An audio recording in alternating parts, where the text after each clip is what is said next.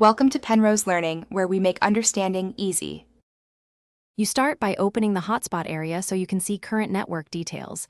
This is faster than guessing. Swipe down twice, tap the settings gear, then go to Network and Internet. Once there, select Personal Hotspot to expose the toggle and basic info. You do this because the hotspot password is stored with the hotspot configuration. Retrieving it here prevents resets. Make sure the hotspot is enabled or at least visible, because some phones hide the password until the feature is active. You now reveal the actual password or replace it with one you control. Tap the hotspot name or security line. Many Realme phones show a Show Password checkbox or an edit icon. If the password is masked, enable Show Password to read it. If you prefer, tap Edit Network, type a new strong password, and save. You do this because changing the password is immediate and ensures only trusted devices connect. Once saved, reconnect clients with the new credentials to confirm access.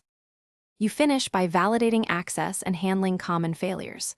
After changing or viewing the password, check connected devices to remove anything unknown. This protects your data.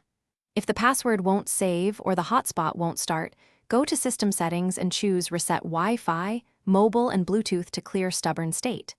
Once done, reboot the phone, then connect a test device using the displayed password. If problems persist, confirm mobile data and carrier tethering are enabled because Thanks for watching. If this was helpful, leave a like and consider subscribing. See you next time.